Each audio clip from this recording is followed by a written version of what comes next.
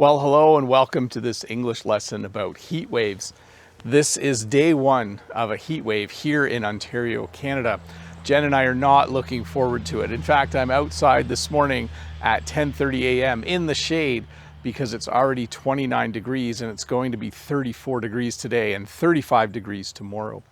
If you don't know what a heat wave is when the temperature is in the mid-30s during the day and in the mid-20s at night, and that's in Celsius, by the way. So what we're looking at is highs in the mid-30s during the day, highs in the mid-20s tonight, tomorrow, Thursday as well. I think the heat wave is going to break. When the heat wave breaks, it means it ends sometime during market. And unfortunately, when heat waves end, often there is a big storm as well. So we really hope that either happens sooner or later. But anyways, welcome to this English lesson about heat waves, an extended period of time, 2 or 3 days or more, where it's just really, really hot.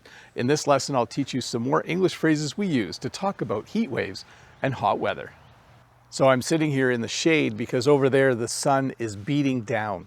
In English, when you say the sun is beating down, you're describing a day where the sun is brighter than normal, or it seems brighter than normal, and it seems hotter than normal. I'm sitting here because it's nice and cool. I'm in the shade of this tree. If I went over there where the sun is beating down, I think I would overheat. I think I would get really, really hot really quickly. So I think I'm gonna stay here instead of over there where the sun is beating down. Sometimes in English, we exaggerate a bit to describe the heat. And there's one English phrase that I think is kind of funny, and it's the phrase, "It's so hot you could fry an egg on the sidewalk." Basically, what you're saying is if you got an egg and you cracked it onto the sidewalk, the egg would cook. The egg would fry right there on the sidewalk. Now, this sidewalk isn't actually that hot. It is, again, an exaggeration.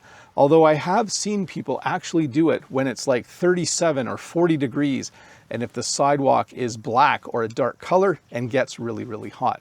But if you want to exaggerate a bit to describe the heat, you could say it's so hot out, you could fry an egg on the sidewalk. So there are two versions of this next phrase to describe a hot day. The first one is to say, it's like an oven out there. And the second one is to say, it's like an oven out here. Now, as you can probably tell, it depends where you are standing. If I come into the air-conditioned house and it's 36 degrees Celsius outside, I could say to Jen, it's like an oven out there. But if I'm outside and it's 36 degrees Celsius, I could say to Jen, if we're both outside, wow, it's like an oven out here. So again, similar to frying the egg on the sidewalk, we talk about cooking because cooking involves a lot of heat.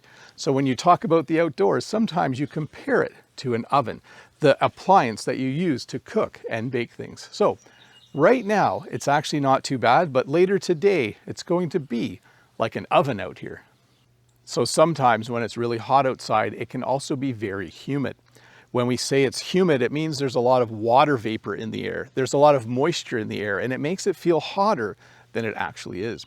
And we have a fun English phrase to describe this as well. Sometimes we say it's like a sauna.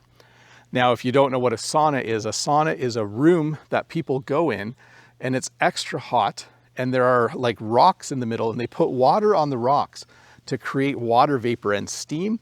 So the room is very steamy, it's very hot, and it makes you sweat a lot. I don't really like going in saunas. Sometimes when you go to a hotel in Ontario, Canada, they might have a sauna, but I don't really enjoy them. I know some people do. But when it's a day like this, when the temperature is really high and when the humidity is really high, sometimes we say it's like a sauna. So even though it's a heat wave, later today I will be working outside. There are a lot of jobs that need to be done on the farm, so I will be working outside and I will definitely be sweating buckets. When you say that you are sweating buckets, it means you are sweating a lot. And I think you know what sweating is. When it's hot out or when you exercise or when you work in hot weather, your body releases water from your skin and it's meant to help cool you off. Although if it's really humid outside, it doesn't work perfectly. But the English phrase we use, and it's kind of a humorous one, is to say, I'm sweating buckets. It's so hot outside that I'm sweating buckets. Literally saying that you're sweating so much you could fill a pail or a bucket with your sweat. That's a little bit gross.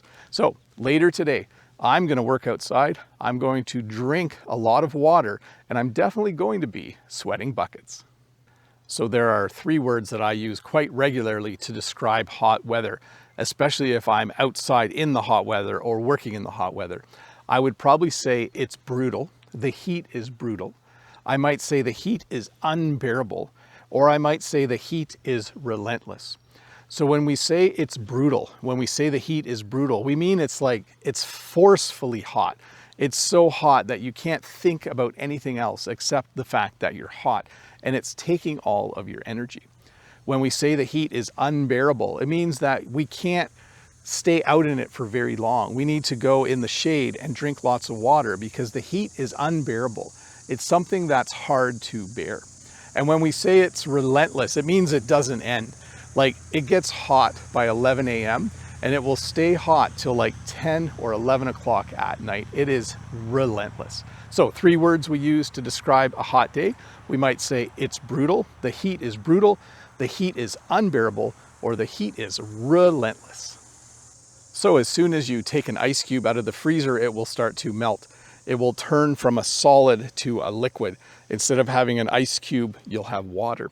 And we sometimes use this to describe a hot day as well by saying, I'm melting, or it's so hot outside, I'm melting. Now, you're not literally melting, but if you think about an ice cube, as soon as it gets hot, it starts to turn to liquid, it turns to water.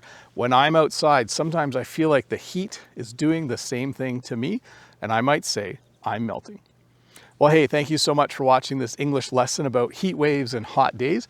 If this is your first time here, don't forget to click that red subscribe button. Give me a thumbs up if you enjoyed the video, and leave a comment because I really do enjoy reading them. Anyways, I hope you can use some of these new words and phrases in a future English conversation, and I'll see you next week with another English lesson. Bye.